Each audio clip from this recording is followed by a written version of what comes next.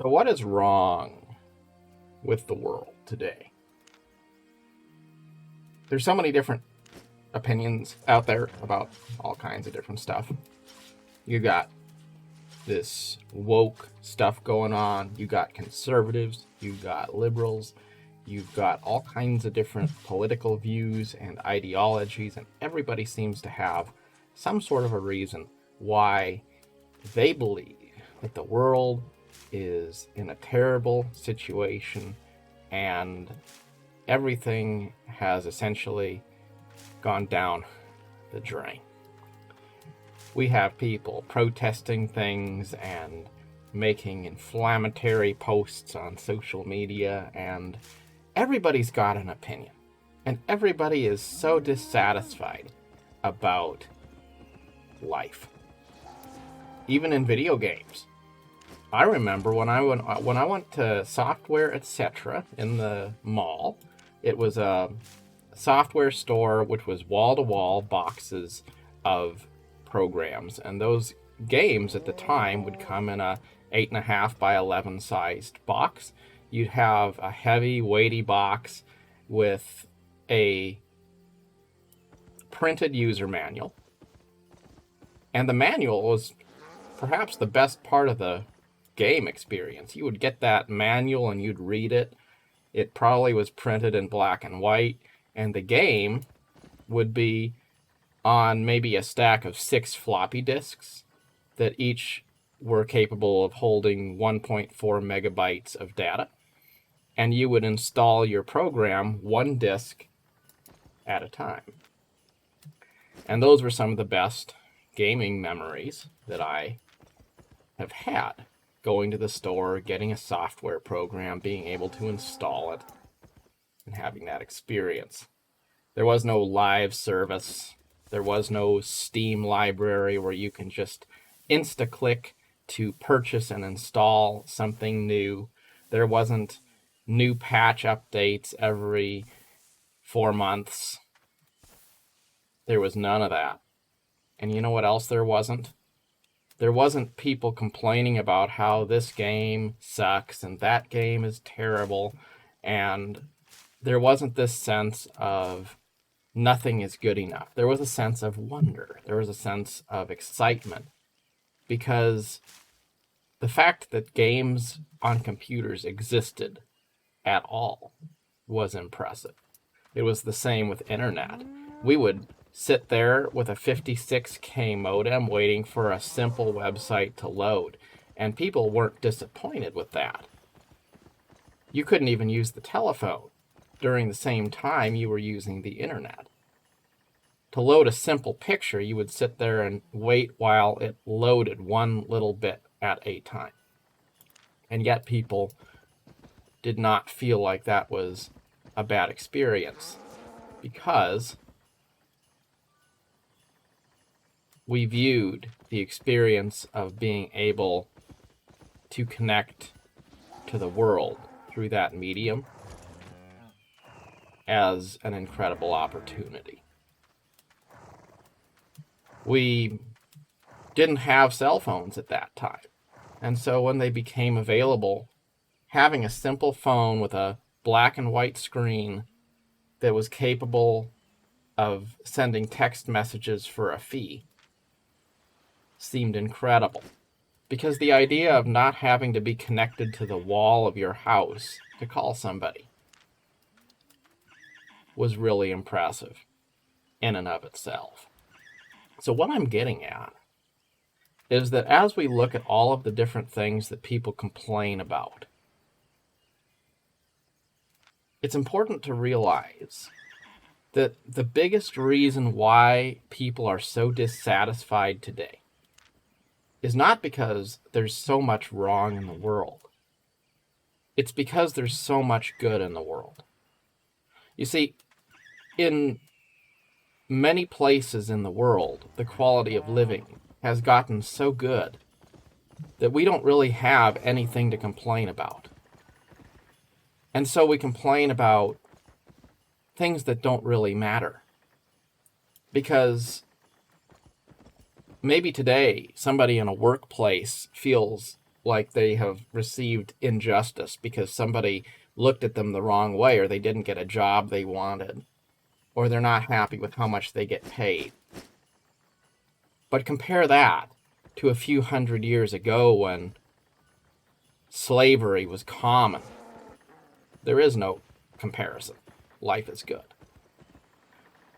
Maybe somebody is frustrated today because they know and can't escape the fact that they're going to die one day, and that necessity of forcing you to look at your mortality is unsettling. Yes, you will die. And yet, a few hundred years ago, people, even at the very top of the pyramid of wealth and power, didn't have running water in their homes. And people often died at what we would consider today to be middle age from common illnesses that were extremely preventable and treatable. Today we have an abundance of wonders in modern medicine. And yet, there's a lot of people complaining about the care they receive and their health. When we have abundance, we start to manufacture reasons to complain. Whether it's talking about what video game is the best one on the market, or the political system of your country. The truth is, if you really just look at the big picture, we've never had it so good. Most of us have spent our lives living in a time of relative peace and prosperity. Generally not being afraid, not being hungry, not being unsafe, not being called on against our will to lay down our lives and pay the ultimate price. Tragic things happen. Things happen which shouldn't. And yet, overall, there has never been a more peaceful, safe, and enjoyable, comfortable time in the history of the human race to be alive. And we've become so comfortable that we don't actually see that anymore. And so we complain. We complain about our neighbors. We complain about our differences. We take things that are moderate to small problems and we magnify them to the level of being unspannable chasms of separation. Now, one way to solve this, to solve the division which we experience in life and society, is to eliminate abundance. See, when people start to really struggle, then suddenly they know what struggle is.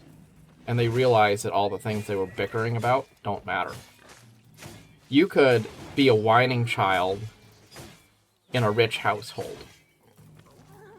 And you can complain because your brother got an Xbox and you didn't. And if that's the case, we could talk about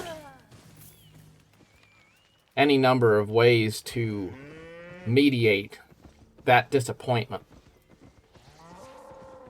Or we could take the entire household and we could cast them down into a state of poverty. And when everybody is struggling, when it's been 2 days and no one's had anything to eat, when things get really rough, and it starts to be a privilege to be able to have a warm shower, or to be able to sleep in a place that's safe and secure, then those problems stop to be such a big deal. Quite often you'll find that the people who are the most dependable, honorable, noble, they are the people who have experienced the most adversity. And the people who are the most out of touch are often the people who have not.